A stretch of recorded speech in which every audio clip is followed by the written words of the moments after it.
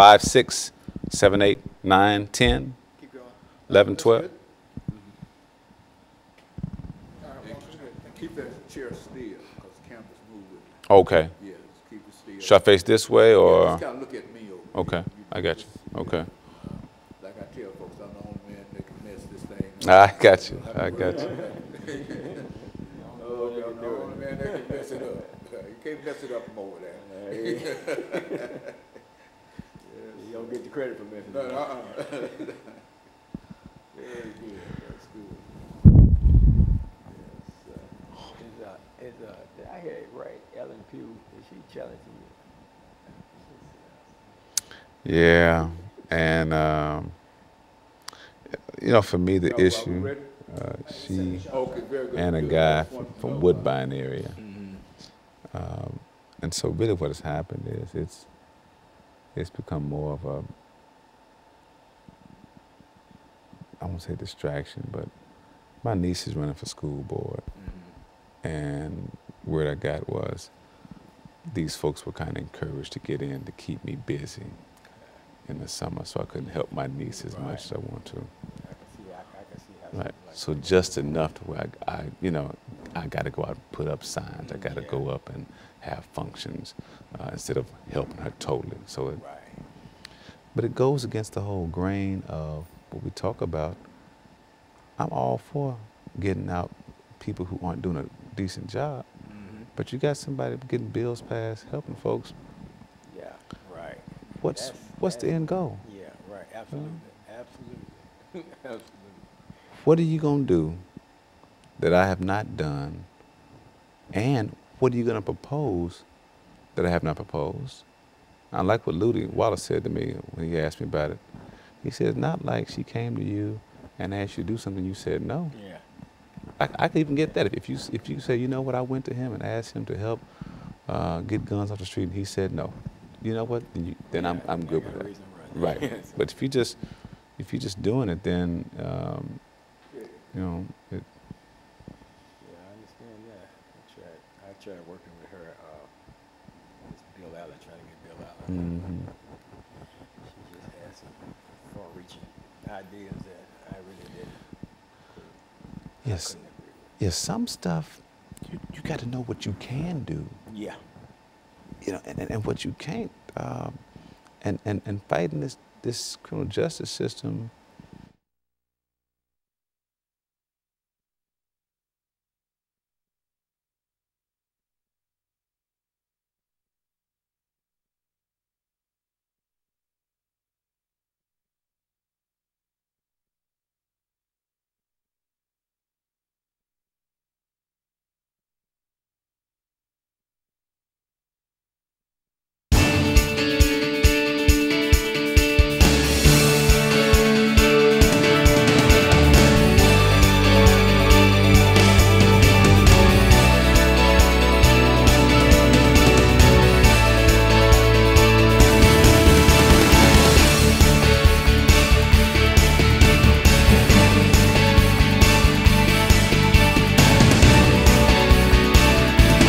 Thank you and welcome to the show this morning.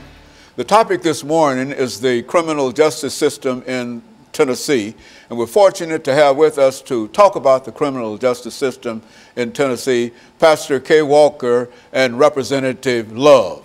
And of course, let me welcome you, Pastor Walker, as well as Representative Love, to the show this morning.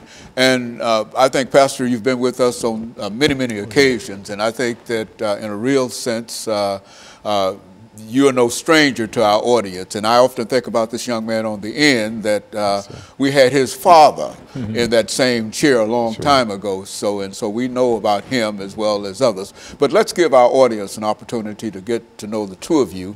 Right. Start us off, Pastor, by giving us some information about your background, education, and experience. And then Representative Love will do the same thing. And by that time, we should be out of this first 6 minutes. And then we'll come back for the second segment and we'll deal with the criminal justice system in the state of Tennessee. Let's start off that way. Well, once again, Dr. Haney, I want to say thank you for always opening the door and the windows of opportunity to be able to share and talk about pertinent information. I'm Pastor Kelvin Walker. I was born here in Nashville, Tennessee. Born and raised here, went to school, public school systems here. In my early life, I got in a lot of trouble in my life, experienced a lot of trouble, drug addiction, ended up incarcerated in the state prison system after having spent a little time in the Navy.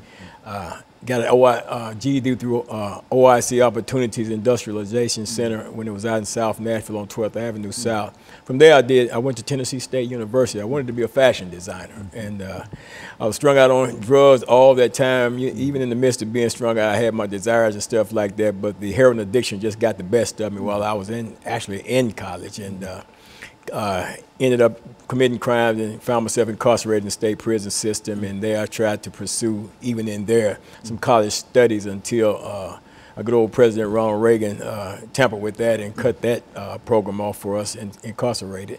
And got out of the prison system, unreformed, kept doing what I was doing in life. And back in August 24th, 1986, God divinely intervened in my life, struck down a 17-plus year drug addiction, called me directly in the ministry, and I've been serving in ministry ever since that time.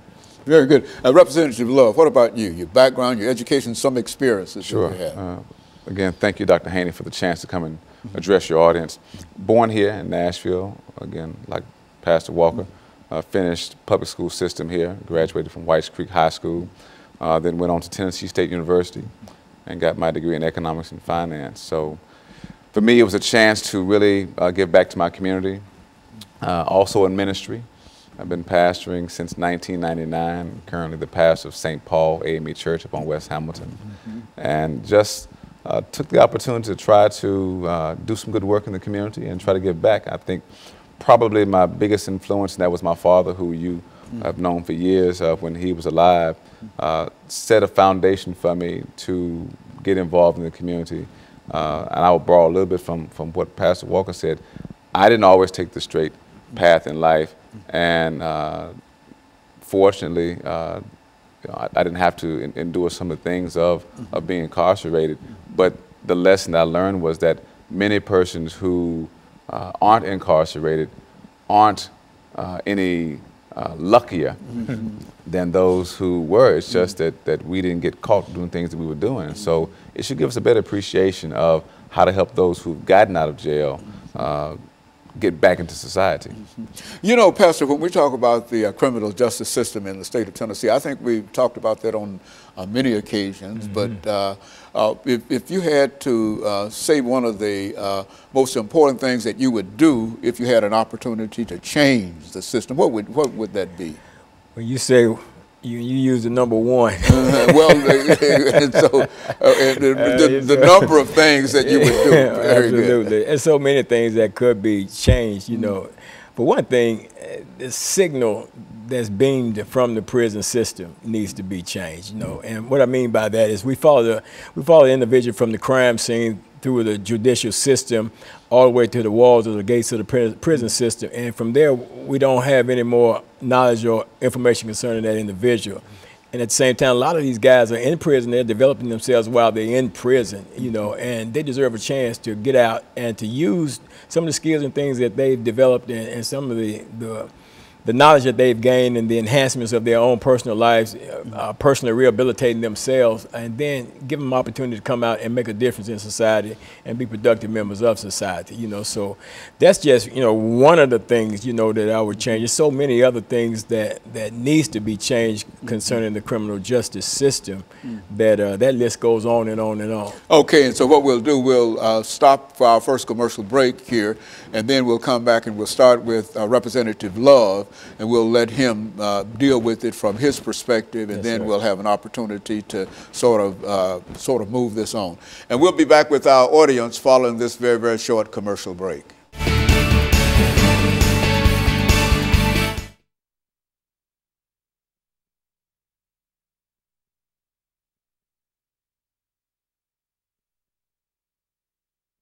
And then push it over to him, and then he'll take up the rest of the time. But in a real sense, you know, take about 4 or 5 minutes to go on and talk about whatever you wish to talk about dealing with the criminal justice system, some of your activities or some of the things that you think are right or wrong or whatever, and et cetera, just from that perspective. All right. and I'll introduce the show, and we'll have 8 minutes, and then after that 8 minutes, we'll have 10 minutes. But I'll give you about 4 or 5 minutes of that, Okay. and then he'll take up he'll sort of feed off Sure. your information, and then he'll end that second segment for us, and then we'll come back and we'll sort of divide the 10 minutes between the two of you. Okay. Okay? That sounds great.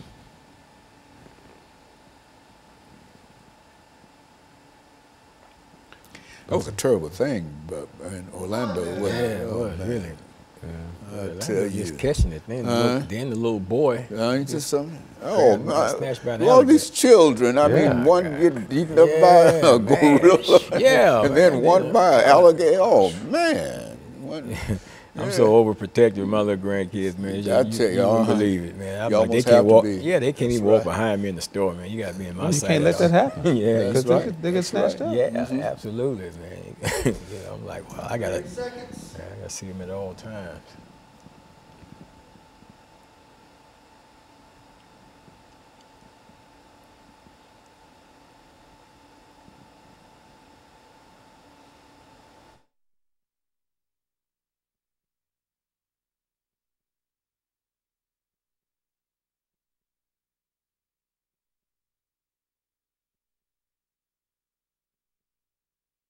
Thank you and welcome back to the second segment of the show for today. We're talking to Pastor K. Walker and Representative Love. And the topic is the criminal justice system in Tennessee.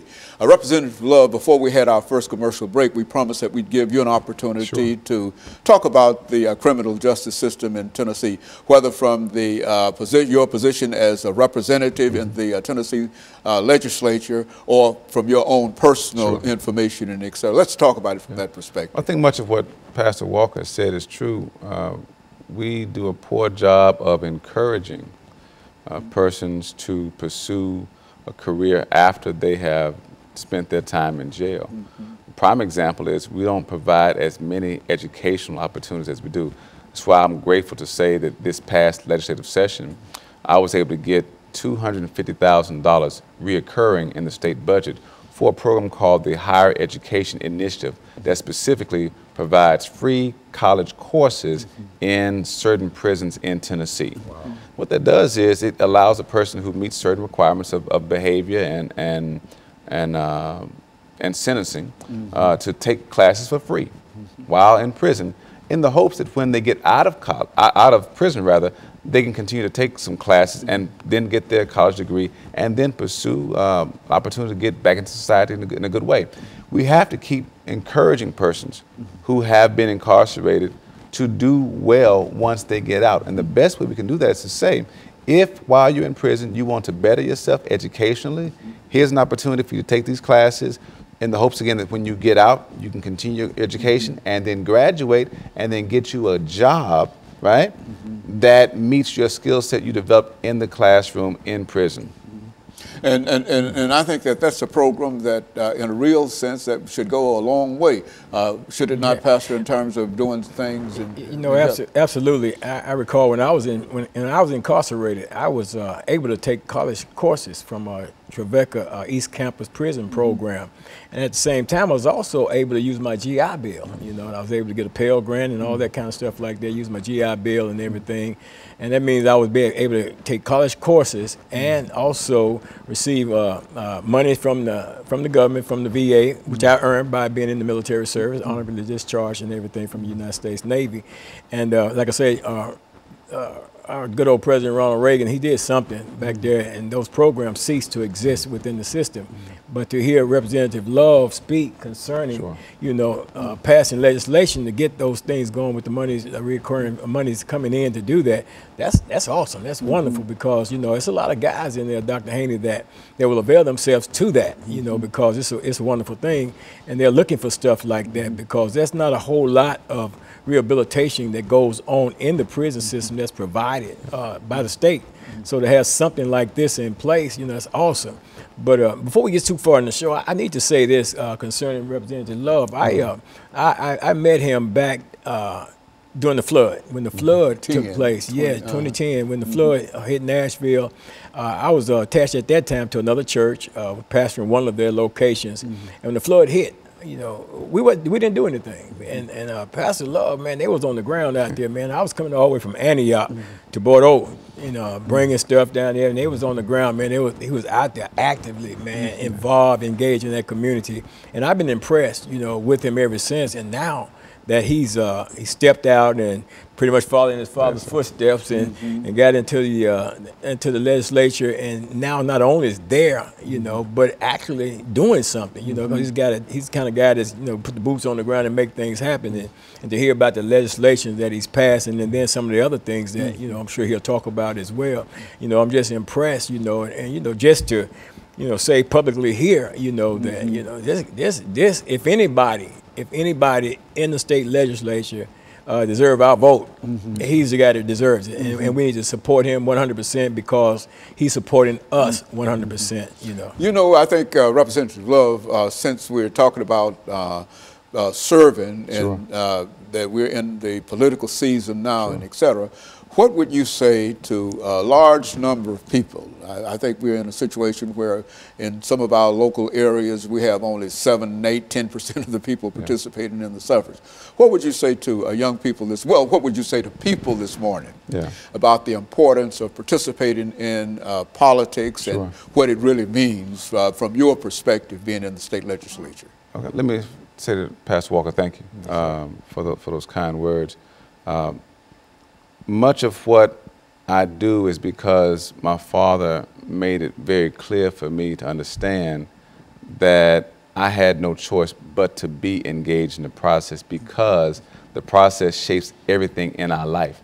I tell folks very clearly, you're not born in this country until there's a birth certificate signed which says you were indeed born at a certain time at a certain place. I mean, in theory, you have to use a birth certificate to get any other documentation going forward.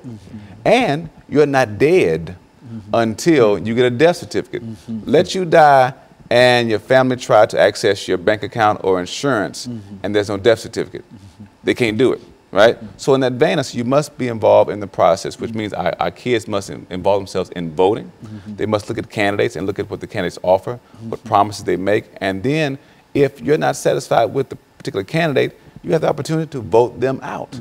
That's the process we have. Process of evaluating persons and seeing, okay, have you kept your campaign promises? Like Pastor Walker said, I was engaged in the process of helping our community before running for office. I didn't do it because I wanted to run. I did it because I was raised that way.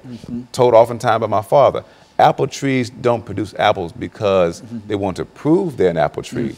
They produce apples because they are an apple tree. And so service was coming out of me in the flood, and then chance came to run for office, and I did. And if you look at the bills that I've passed this particular session, to get a bill passed which will now allow the state of Tennessee to form a maternal mortality review board to reduce pregnancy-related deaths, to pass a bill taking the felony portion off of a possession of a half ounce or less of marijuana to save the state $1.7 million in incarceration fees for small amounts of marijuana when we are causing college students to lose their scholarships because of this. So those are my ways of passing good bills and simply asking people, if you're satisfied with the work I've done, vote me back in. If you're not, vote me back out. And that's the will of the people. But if you don't engage in the process, you will not have anybody up there fighting for your rights. And so it's very, very important in this season as well as any other season, not only to become involved, but to also support those that are already involved. And you think that if we were able to do that, that we will be able to move further. And the truth of the matter is, Dr. Haney, you're not going to always get to vote somebody in that you want.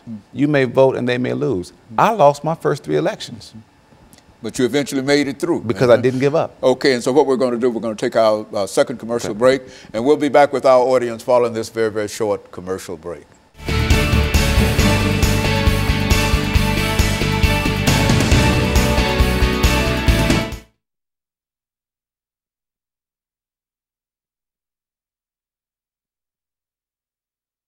Know how the process works, which is you got to have somebody there. You got to.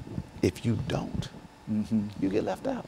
That's what Brenda said all the time. She said that all the time, that somebody's got to be there. Joe Armstrong uses this phrase, you may have heard before. He said, if you're not at the table, you're going to be on the menu. You be at the table on the menu. That's right. On the menu. At the table. Okay. And so we got 10 minutes. This is our last 10 minutes here. And so now, anything special you want to? He mentioned about the bill, the decriminalization of for small amounts of marijuana possession. Okay. Talk about See, that. folks don't realize how important it is, because a small amount, ½ ounce or less, could be granules, could be seeds, but your third arrest was going to be a felony. College students were losing their scholarships. And then you putting folks in, so you're taking a kid who's not a hardened criminal, you put him in prison, and make him a. what is he going to come out like? That's right. Absolutely. Okay. Well, so whatever y'all want to talk about now. Yeah, we can. Yeah, I would like I said, I was. You want to talk about that, Yeah, Representative? Sure. The impact that it has in the community in terms Because of some of the sentences. Sentencing was not fair. Yeah, well, let's talk about Right. let's talk about how You the got fairness marijuana of. possession was a higher penalized crime than cocaine possession. Well, that's what we'll do. We'll talk about the process of sentencing, Sure. and then we'll let you do it from however you want to do it. Okay? It's 10 minutes, and we'll start off with you and you, Representative Love.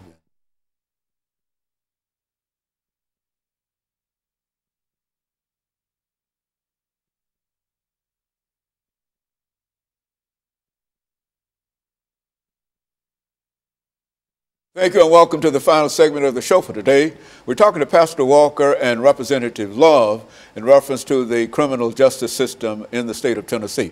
Representative Love, I think you mentioned earlier that you've been involved in some of the more important decisions dealing with sentencing in the state of Tennessee. Sure. Why don't you talk about that from your perspective and the importance of how sentencing can impact the life of an individual. Just this past session, I was able to help get a bill passed that would take, again, the felony penalty off of his possession of small amount of marijuana, ½ ounce or less.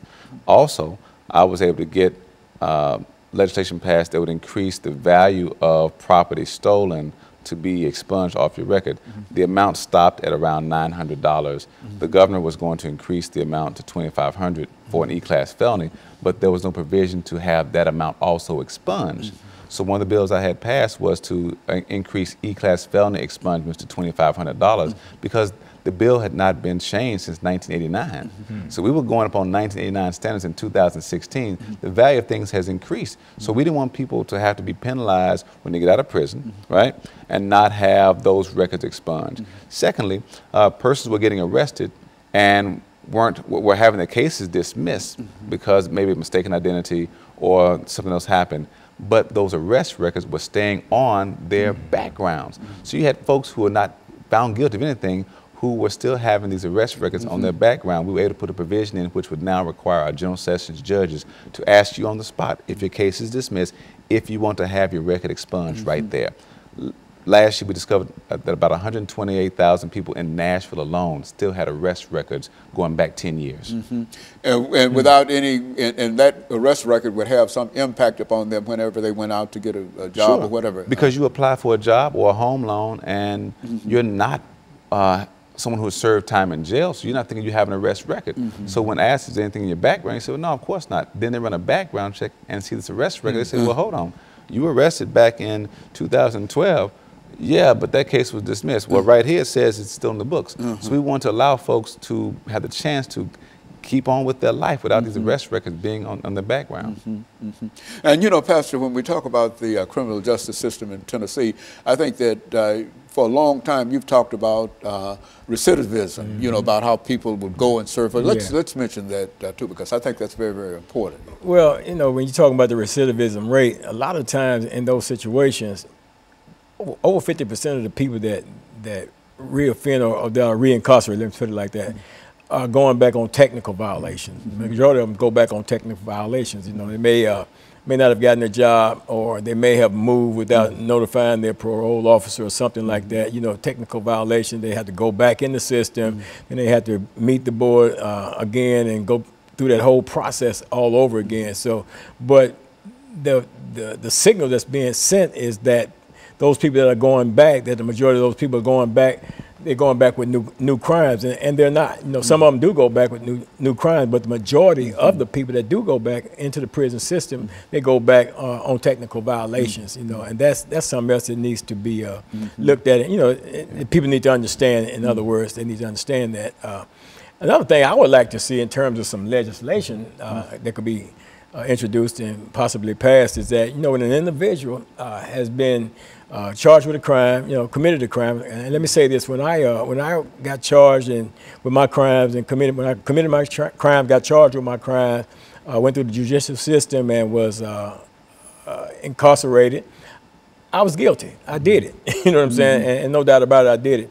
But now here it is. I'm coming up on August 24th of this year. I'm coming up on 30 years. You know, crime free. You know, crime free, drug free, and all of that. You know, I don't even smoke cigarettes. You know, and it should be something that says, you know, why do I still have to have a criminal record when for the past 30 years, you know, I've been a productive citizen? There's no way to have that taken off your record. Absolutely. You know, unless you can go through a process, a clemency process would be an option right there, and in hopes that the governor, you know, would do that. And that's something I plan to do, not under this governor here, but I do plan to pursue that.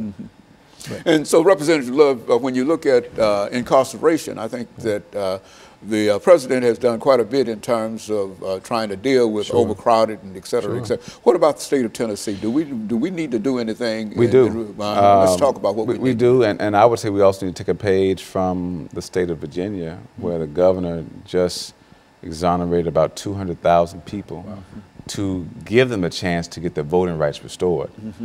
There's an unfairness, as far as I'm concerned, when we still tax persons who are out of prison with sales tax, property tax, income tax, but we haven't restored their right to vote. I think that there needs to be a more simple process to getting voter rights restored. Like Pastor Walker saying, there ought to be an opportunity for him to have his record expunged. The problem is, every year we have to add a new felony to the list of things expunged, and so it's a process every year just to add that thing to it. And so I'd be more than happy to talk to Pastor Walker later on about how we might look at other crimes and also the time frame and which felonies we can't add to the list.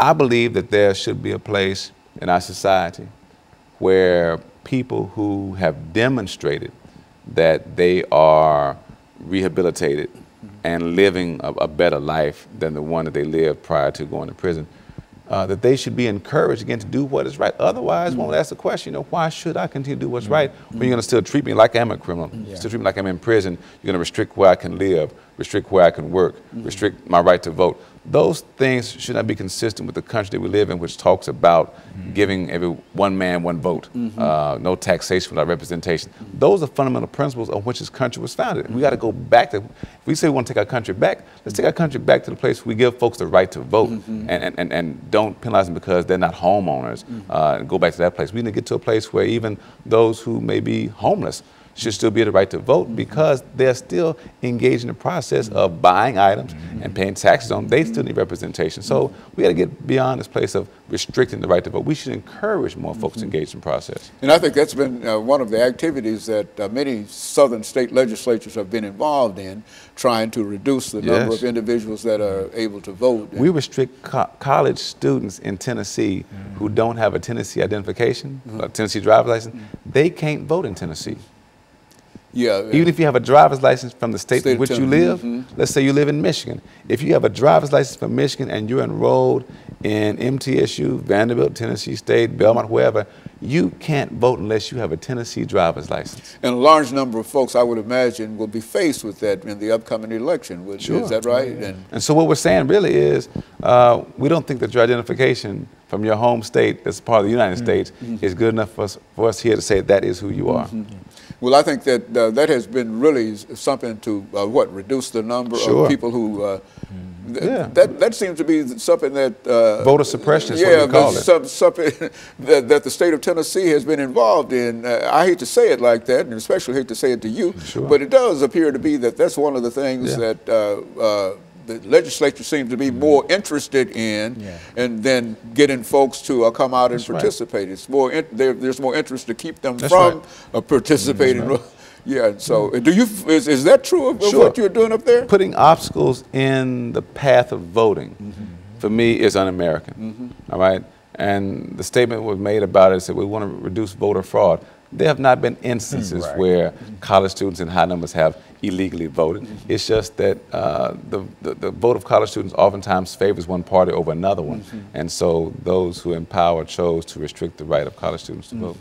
And so, in a real sense, we do need a lot of reform in terms of suffrage and voting and et cetera in the state of Tennessee. And do you think that the current situation is that there are many people that are interested in any kind of electoral reform? No, they're more concerned with, again, restricting voter access. I would applaud efforts to allow, I think, we have such great technology. Why can't I apply to vote the day of the election? You know, why can't I, with the way technology is, you ought to be able to have a computer system that will show you that I've registered right now and I can vote right now and that I'm not registered in 2 other places. Because once if I register today and go and vote today, then I can't go and register and vote in another location. Why shouldn't I be able to allow to register the same day? Okay, very good. And of course, we're going to have to end this show for today. But let me thank the 2 of you for coming by and giving us that excellent information. And let me encourage our audience to tune in again next week for another informative edition of Comments. Thank you and good morning.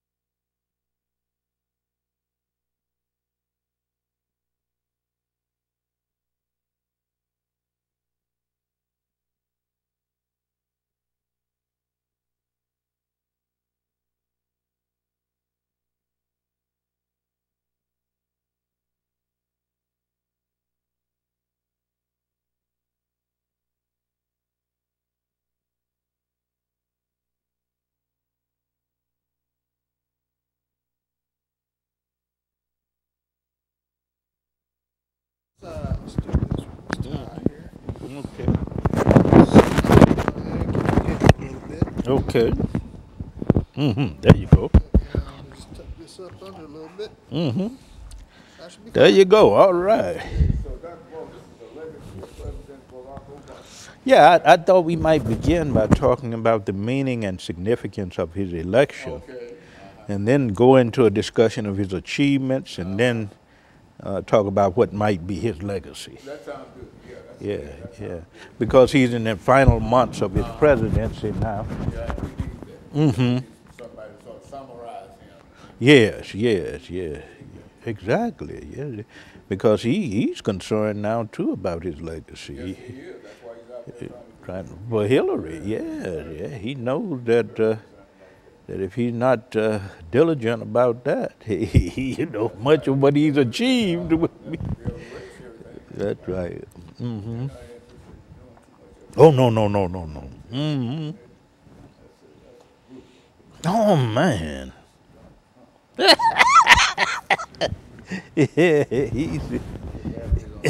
That's right, man. He just accused the president of being an ally to Al Qaeda. Yeah. Mm-hmm. No, I think that's his mouth is gonna bring him down, I think. Mm-hmm. Yeah. Yeah, exactly, in terms of popularity. Yeah.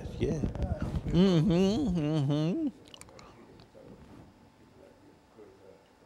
Exactly. I don't think he can't go to war toe-to-toe with Obama. Mm-mm. Mm-hmm.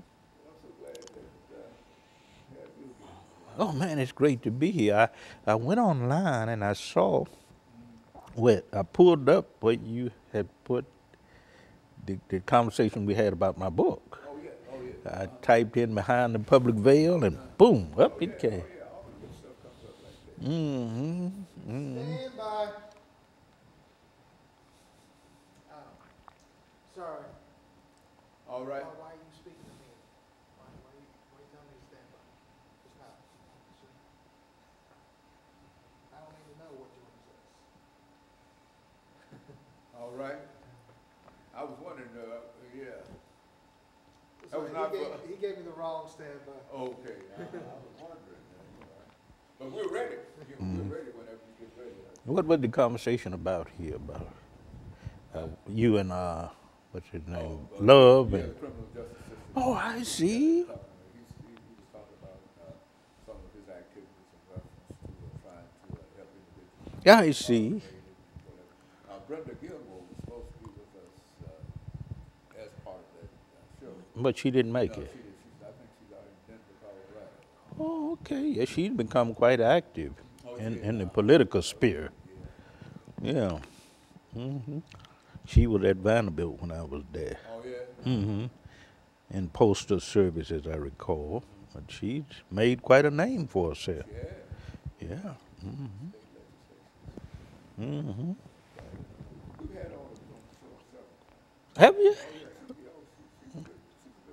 I got to start watching.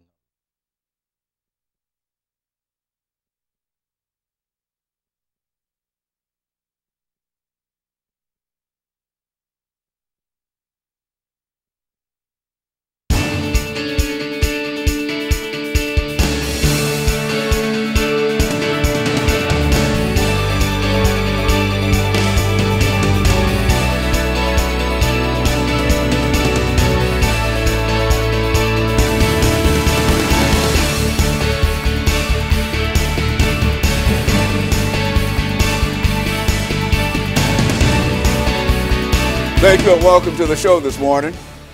The topic this morning is the legacy of President Barack Obama. And we're fortunate to have with us to talk about the legacy of Mr. Obama, Dr. Lewis Baldwin. And Dr. Baldwin has been with us on a number of occasions, and he has quite a bit of information in reference to almost all of the presidents, especially the presidency of President Barack Obama. And so he's going to talk about that. But before we get started today, Dr. Baldwin, let's have you to give our audience, those few members Okay. of the audience who might not know Dr. Lewis Baldwin from this show. Let's have you give them sort of an overview of your Okay. background, education, and experiences. Okay. And then we'll get into the issue of the legacy of President Barack Obama. I think you'll have an opportunity to pull a lot of things together, since this is his 7th year as the president, and he's probably thinking about the same thing that you're probably thinking about this one. Let's do it from that perspective. Well, I'm a native of Camden, Alabama, the so-called Alabama Black Belt. I attended the public schools of Camden, Alabama, Wilcox County. Graduated from Camden Academy High School in 1967. And I then matriculated at Talladega College in Talladega, Alabama, which is historically black college, graduating in 1971 with a BA in history. From there to Crozer Theological Seminary, where I received the MA degree in Black Church Studies in 1973, the MDiv degree in 1975. From there to Northwestern University, where I received the PhD degree in American Christianity in 1980. And since that time, of course, I've been writing about politics. I've been writing about Martin Luther King Jr. I've been writing about black religion and culture. And perhaps, Dr. Baldwin, when you finish this show today, you might also be encouraged to continue your writing career by writing about the legacy of President Barack Obama, because I think that that will be a great legacy, and that's what we anticipate today in terms of you talking about that. Exactly. That's what I want to write about, because I think he is a historic figure, and we need to write about him because he's accomplished so much. He means so much not only to America but to the world. And hopefully we get into a discussion more specifically about his meaning and significance, about his achievements, and about what we might consider to be his legacy now that he's in the last months of his presidency. Very good. And so I tell you, Dr. Baldwin, we've got about 2 minutes before this first segment in. Let's sort of give an overview in terms of some of the things that you'd like to talk about dealing with his presidency. I think we have to see the election of Barack Obama, or Barack Hussein Obama, as the most important historic event of the 21st century. We're in the early part of the 21st century. Many would say that September 11, 2001 is the most historic event. But I think that November 4th, 2008, when Obama was elected, this was the most historic event because it had implications not only for public policy in America, but for how we would relate to the rest of the world. And if you look at the reaction to his election in 2008, there was a lot of pride and jubilation on the part of blacks. If you look around the world at the Arab League, for an example, the European Union, countries in Africa, they saw his election as a new era in international relations, and I think that has proven to be true. Many of us thought when Barack Obama was elected that we were in a post-racial era. Oh, that's what they called it. But that has proven not to be true. Interestingly enough, Dr. Martin Luther King Jr. in 1968, and these are his exact words, he said in 1968 that in 40 years we could have a Negro president. Okay, 2008, Obama is elected. But that has not ushered in a post-racial America. We are forced to deal even more specifically with questions of race and gender and ethnic identity and religious pluralism. I think the election of Obama brought all of these issues to the forefront, and we are forced to deal with those issues now. Okay, and so what we'll do, we'll take this commercial break and then we'll come back, and we'll be back with our audience following this very, very short commercial break.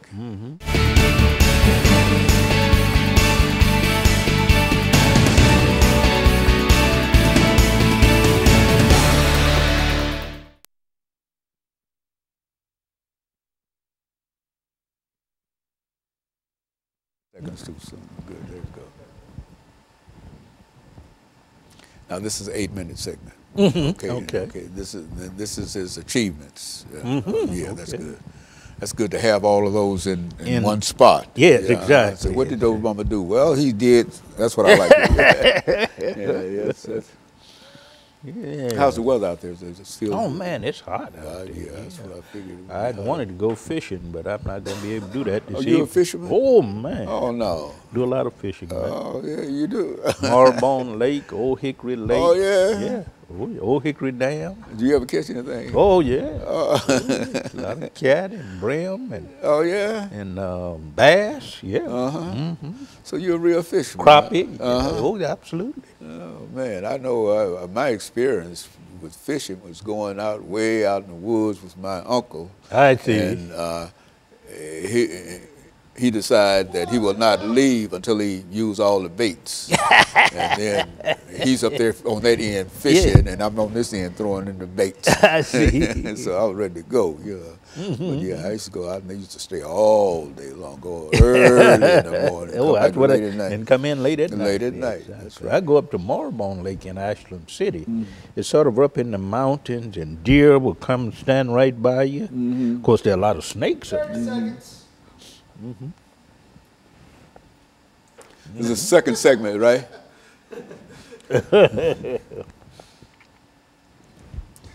Okay. And so you're going to deal with achievements. Yeah, achievements, yeah.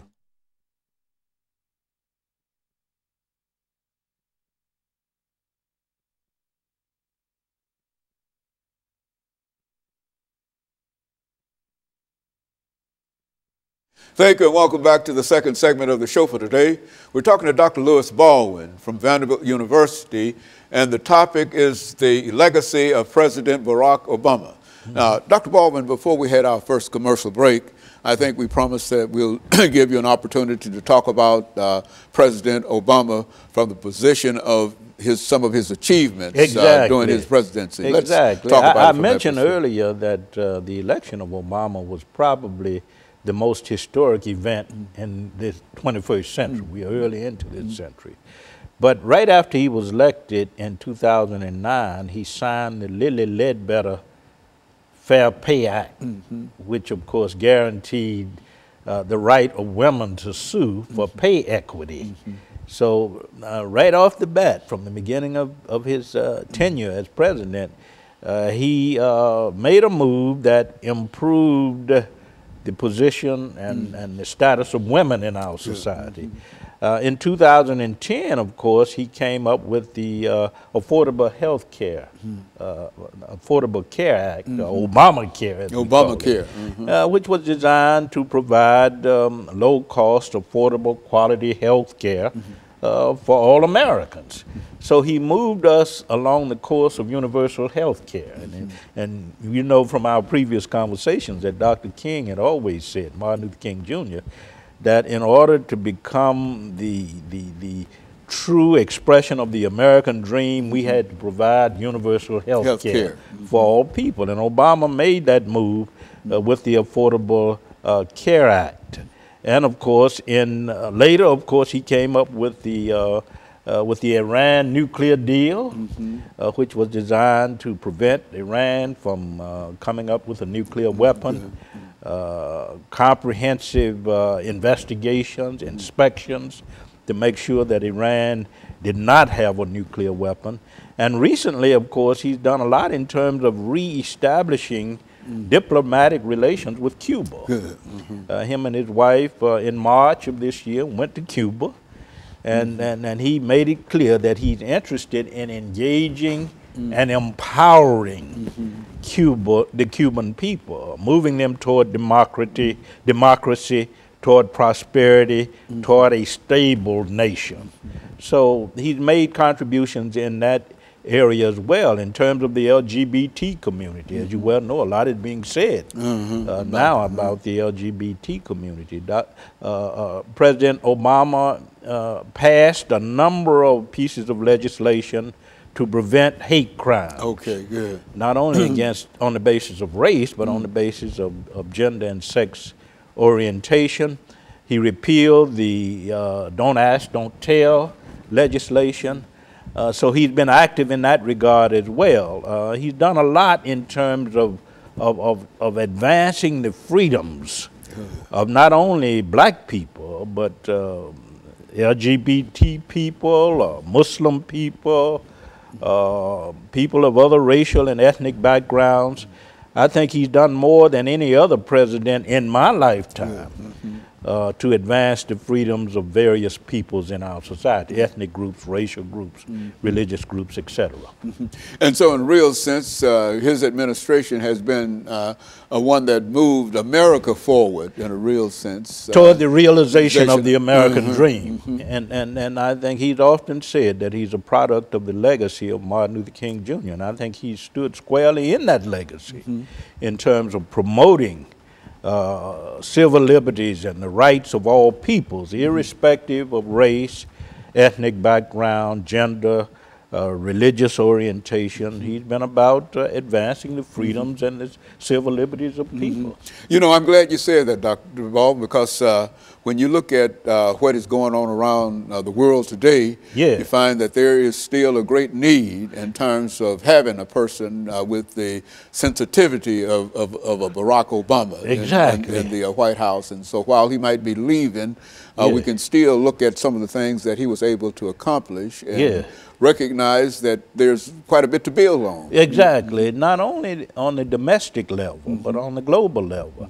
I think Obama, more than any other president in recent times, has been able to engage the challenges of globalization. And globalization has put certain demands on us in terms of how we relate to other countries, in terms of how we relate to peoples of different ethnic and racial and national backgrounds. And I think he's been able to engage the process of globalization on those levels. As well as the environment. That's one of the things that I think about all the time when you talk about globalization and et cetera. This whole idea of climate change and climate warming and et cetera. And he's been quite active in that area. Getting together with nations like China and other nations to address the issues of climate change and other issues relative to globalization. So he's been, I think, a president with a global consciousness. And I think that's very, very important in these times because we're living in the 21st century and globalization is it's about what's going on in our world and how we relate to the world. We are, as Dr. King said in 1968, as Obama says today, we as peoples of the world are interrelated, interconnected, and interdependent. And I think Obama has addressed that in terms of his approach to public policy and international relations. Very good. And so in a real sense, while the president has served almost his 2 terms.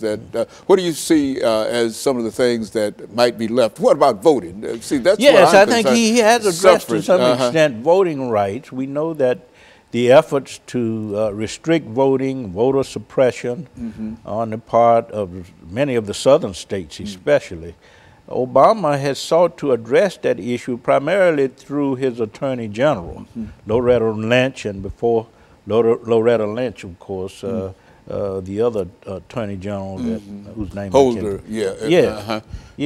But he sought to address that issue, and that's an issue I think that needs to be addressed more in the future. But I think he has laid the foundation for that.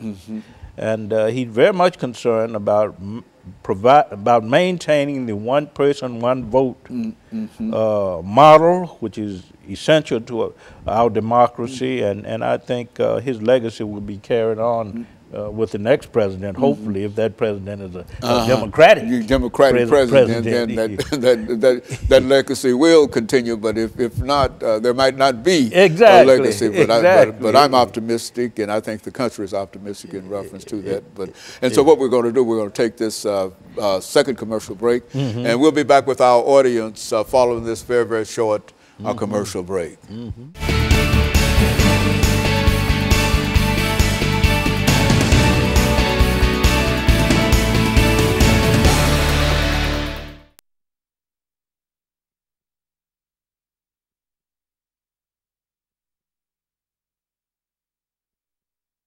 Probably got about 10 and a half minutes. 10 and a half. Did I go out early? Yeah. Early last time. Yeah, I know. I have a little extra. Yeah, okay. Eric Holder, I was trying to think. Eric, Holder. Yeah. And so we'll deal with the legacy. We'll continue That's right. the legacy, What- and so we'll have what would 10 be minutes and 20-some seconds on that. Is that right? Yep. 10, and so you got a lot of time. Okay. Baldwin, and that's your time. Yeah, we'll talk about a number of things that I have in mind. Yeah, well, yeah, that's as long as it can give us 10 minutes. That's what we 10 minutes and 20 seconds. You've been with this Maybe. thing a long time, haven't you? Oh, man. Since 1984. Oh, man, that's what, 32 years? Yeah, 19 years. 32 I hate to count it up. But 32 I know years. That's when it started. 84, 90. Yeah. 84, 90. Now we'll know what got me started. Dr. Frederick Humphreys. I got to tell you that story one day.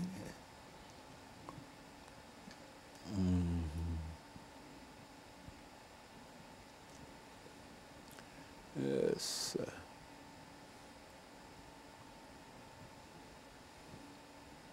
I got a minute and 10 minutes and 10 seconds. So got good 30 time. seconds. Got good time.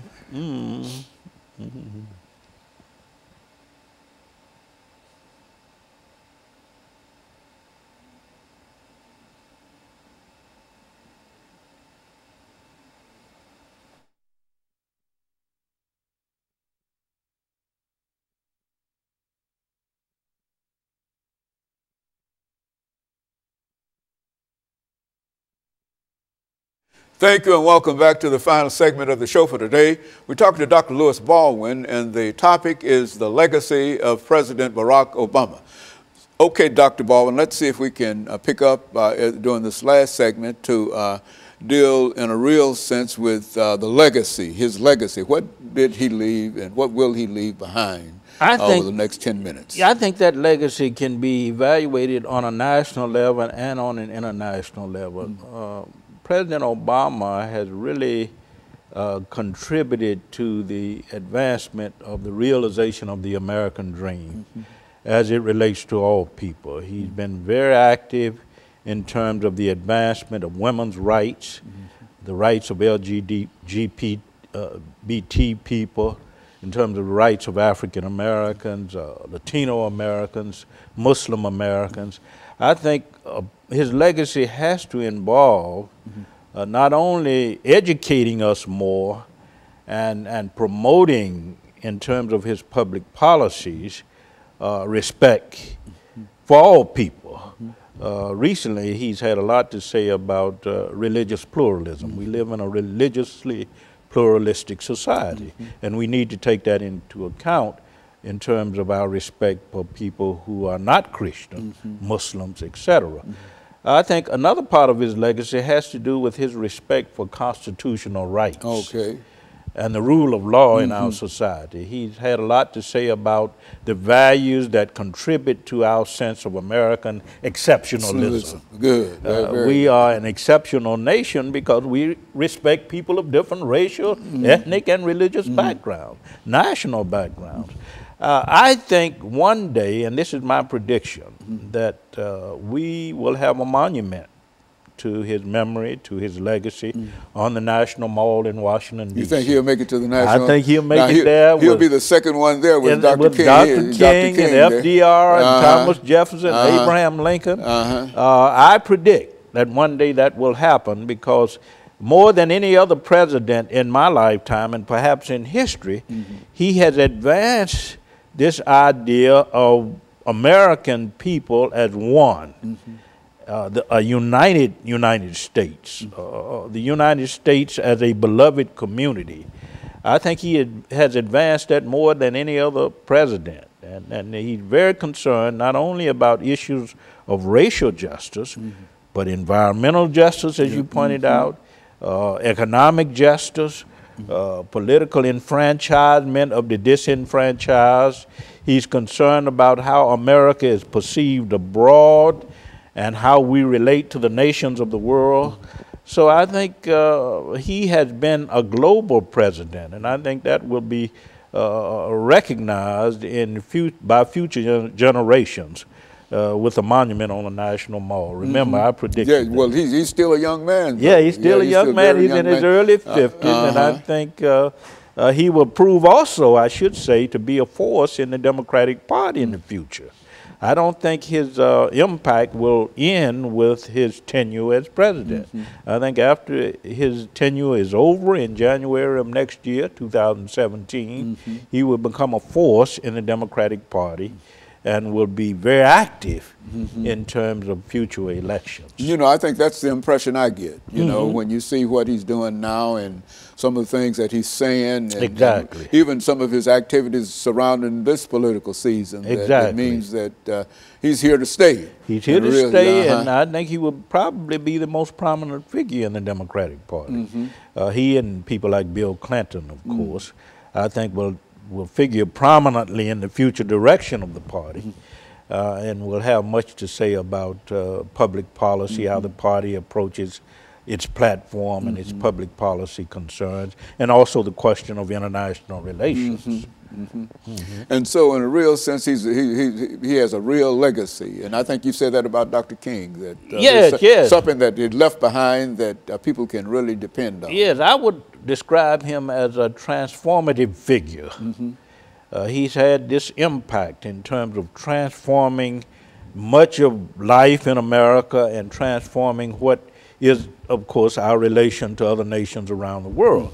So if you want to talk about a figure that is transformative in our history, particularly in the early part of the 21st century, you'd have to speak of Barack Obama. You know, Dr. Baldwin, I can't let you get away from here without having you to make some statements in reference to political participation. I think that all of us are aware that this is a political season. Yes. And that many of our folks are not getting out to say something. I want you to talk about why people ought to get out and vote, how important it is. Exactly. It is so important. This is probably the most, and I think it is, the most important election of the 21st century, and I say that in all honesty and sincerity, because the future of our nation in this world of globalization is at stake, and we can't afford to elect someone who's isolationist. We got to elect someone who's able to engage the realities of globalization and to fight for the empowerment of different kinds of people in the context of globalization, not only European Americans, but African Americans, Hispanic Americans, people around the world. And I think Obama has laid the foundation for this, is that if we're going to be truly American, we're going to be concerned not only about what happens in our own nation, bringing people together, addressing the issues of environmental justice, addressing the issues of racial justice, economic justice, but we got to be concerned about how we relate to people around the world. We can't be free. We can't enjoy the fruits of democracy until other peoples around the world are free and enjoy the fruits of democracy. So Obama, I think, has laid the foundation for this, and hopefully in the future, our presidents will build on that legacy and also make their own unique contributions to our freedom and the community of humans globally. And so, Dr. Baldwin, you were thinking about even writing a text on this, the whole subject of Mr. Obama. Oh, exactly. I plan to talk about the significance of his election, the meaning of his election to the presidency, to talk at length about the kinds of contributions that he had made, not only on the domestic level, but internationally, and also to explore his legacy. Because I view that legacy in relationship to much of what Martin Luther King Jr. tried to achieve in terms of the beloved community. I think Obama is concerned about that. He wants to create a better world, a more just, a more inclusive world, a world that is more democratic in terms of people's right to participate in the political processes, etc. This is what I want to address, and I think it's very, very important. And I think it'll be worth your effort, because I think that the books that you've already presented, and especially I guess he might become a Dr. Martin Luther King. You see, Well, there'll never be another Martin Luther King Jr., but yeah. I would like to think that I'm building on that legacy through my scholarship. And this is what I've tried to do. And I think you've done it quite well, especially with what you've done in reference to Dr. Martin Luther King and the civil rights movement and some of the activities of voting and whatnot. And I think you've made us all conscious of the very, very fact that we have to get out and participate in the suffrage and whatever. Exactly. We can't be true to the legacy of Obama or to Martin Luther King Jr. if we don't get out and vote and take advantage of the political privileges that have been provided through the Voting Rights Act and through other pieces of legislation that came about in the 1960s. I would imagine you would tell the people that it might not be easy, but it still is a responsibility, and we have to get out and do it. Exactly. In spite of everything. I think the lesson from both Dr. King and Barack Obama is that freedom entails responsibility. That we got to be responsible. We got to act. We got to put our energy, our resources, our time to the service of doing the kinds of things that improve the quality of life for all people. In other words, to think of what has already gone on and to make ourselves a part of the continual legacy of President Obama. Exactly. He didn't bring us this far to leave us. Yeah, we got to keep that legacy alive if we are concerned about the uplift and empowerment of all people. Not just some people, but all people. And it's very important that that legacy is sustained. Very good. And of course, Dr. Ball, let me thank you for the excellent information. And let me encourage our audience to tune in again next week for another informative edition of Comments. Thank you and good morning.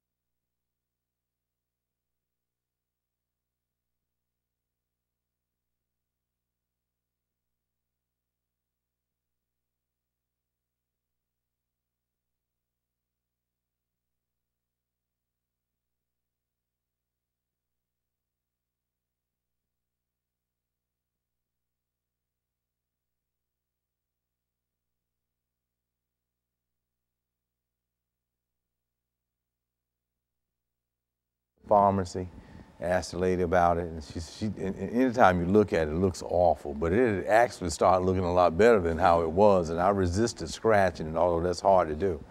And when she saw it, she said, I think you need to go get on some antibiotics and steroids for this. So she sent me to the Walgreens clinic, and they actually gave me some. But I'm always having this, I'm saying all that to say, I got on the steroids to try to help that heal, although I thought it was doing a lot better.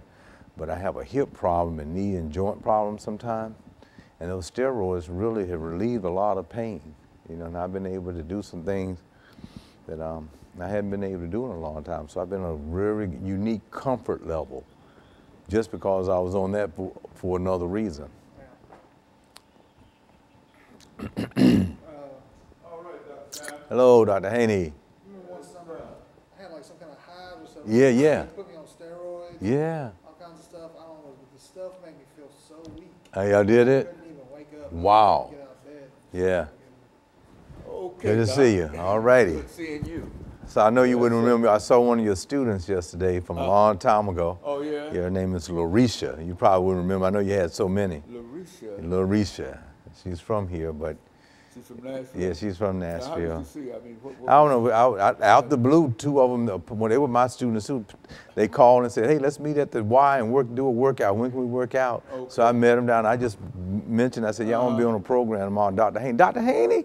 Yeah, I had him in my class. He said, "Yeah, he was a hard teacher." Yeah, but it was something that she said that you told me, she was a freshman, sophomore, about getting an insurance policy. And she said, "I remember that," and she said she did it. She said, "I never read it. Dr. Haney told us to do that." All right. Well, let's see now. This is our. This is the. Let's see.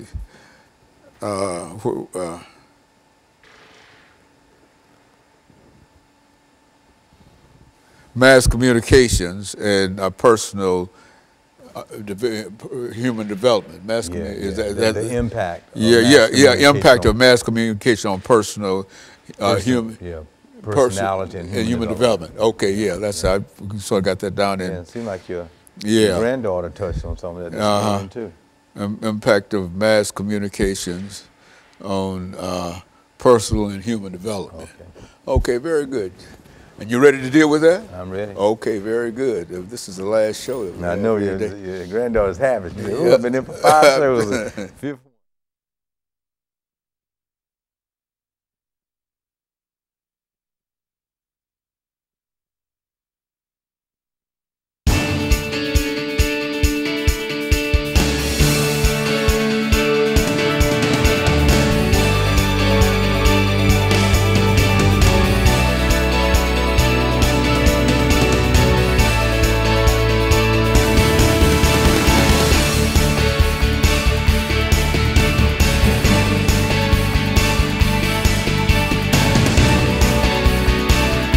Thank you and welcome to the show this morning.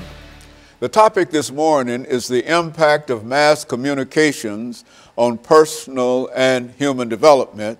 And we're fortunate to have with us to talk about the impact of mass communications on personal development, Dr. E.K. Sanford from Tennessee State University.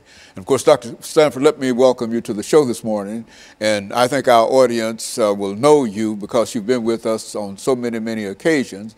But just the same, there might be that one or two individuals who might not know you.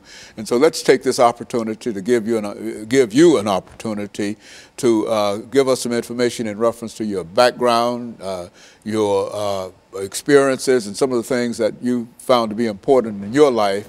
And then we can get into the impact of mass communications on personal and human development. And thank you again for having me. I am Dr. E. Sanford. I'm a professor of sociology at Tennessee State University. And I knew you as you were a professor there, and I've been there now about 20 years. I did my postdoc degree at the Penn State University with NIMH, National Institute of Mental Health Fellowship. And I was dealing with gerontology there, studying the aging process. And I taught there as well. And from there, I went to the University of Montana in Missoula, Montana, where I was Director of African American Studies. And I was there for about 6 years. a position came open then at that time to be the department chairperson at Austin Peay State University, where I went there and stayed for a few years and felt very fortunate to be able to have a position that I went to at Tennessee State University. I did my doctorate degree at Howard University in Washington, D.C. Very fortunate to be there, and I dealt with the homeless elderly on my dissertation topic while I was there, as well as worked with the National Organization of Black Law Enforcement Executives, as well as a very important project while I was there with the D.C. Superior Court on mediation programs, and that was a very wonderful experience. I would also like to say, since we're dealing with mass communication today, I was also in radio program while I was there. I ran a talk show program overnight while I was in that area. But I want to move very briefly to say, while I was working on my master's degree in reference to what our topic is today, I had a course at University of North Carolina in Chapel Hill under Dr. Gerard Linsky. He was a two-time president of the American Sociological Association, and his entire research was related to human development, looking at phenomena from an earlier period to the present, which I'm hoping to touch on today. Very good. And of course, what we have to do here is that we'll take our first commercial break in a couple of minutes, and then we'll be able to get into mass communications. But what really would you say, in reference to mass communications and personal development, what really inspired you to want to talk about something like that? Well, you know, it's horrific that coincidental that things happen in our world today, that we're so impacted by mass media, technology, telecommunication, that individuals that are in cyberspace, on Facebook, or how they're getting there and receiving their information is impacting their thinking processes. And as a result of that, they might come to some conclusion to act out in a certain way based on the impact of some type of form of technology. So I had that interest as you contacted me about a topic today, that given the horrific issue that happened in Orlando, and I know we may be dated, but one of the worst problems of mass killings that has happened in the United States of America, and then what is influencing people to go out and to act in those types of ways. So I thought in terms of understanding how is mass communication can be very positive within our postmodernist society in which we're living in today, but there are also a lot of negative types of problems that goes along with the development of mass communication, telecommunication, computer, being able to have information so rapid that's flowing in our society today. And so, in other words, what we're saying here is that Facebook and Twitter and all of these sites, websites, have quite a bit to do with our own personal human development. Absolutely, yeah, that's exactly what I'm saying. And how we can, even more than that, be influenced by it. How we might come up within the structure of a family that is very positive. We may come up within a structure of religion that is very positive. But the influence of the institution of mass communication can influence those two other institutions to the point that a person may make a decision to do something that is deviant or incorrect. Even though his upbringing might have been somewhat different, but since he became involved in that kind of activity, the results might be different than anticipated. Is that what we're saying? Absolutely, that's exactly what we're saying. And so what we'll do, we'll have our first commercial break, and we'll be back with our audience following this very, very short commercial break.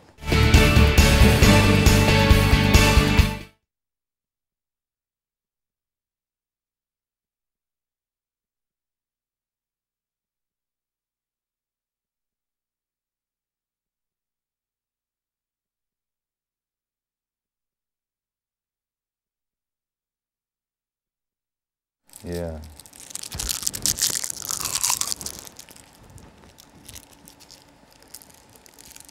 I was cleaning out the yard and got a little poison ivy on my arm. Oh, man. And you know how that impacted. Just in a small area, pulsed up and did the whole thing. And you know, coming back from out of town, we just had these home remedies, and it was working. Oh, yeah? About 4 or 5 days, it was itching. I didn't itch it in there. I knew that was wrong thing. But then as it, fourth day went by, I just went up to the pharmacy and asked the lady. She said, oh, you know, it looked bad, but it looked worse at the beginning than it did at that point. I thought it was getting better. So she put me on some antibiotics and steroids. And I'm on, today and tomorrow is my last day of the steroid. But I was telling this gentleman here how being on the steroids had another impact on my hip. It did. Yes, it's working with that. Made me feel like I can make a comeback. Well, I've been feeling good, but I hate to stay on medicine though. They want me to replace it, but I don't want to do that right now. Steroids, would you take them as a pill or You what? just have to take them as a pill. You can take it in different ways. They gave it to me as a pill. I started off taking 6 for 4 days and went down to 5, 4, 3, 2. Now I'm on 1. Now what does this it do morning. for you? Well, it does a lot of things. This was just to heal that swelling. It was helping to boost your whatever in your system to help things to heal, but it also takes away inflammation. Okay, It does a lot of things. That's what I was wondering. What is it doing? It did multiple things.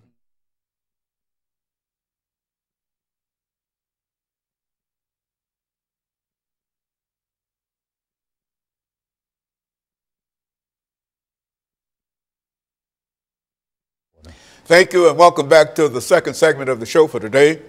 We're talking to Dr. E. Kelly Sanford from Tennessee State University, and the topic is the impact of mass communications on personal and human development.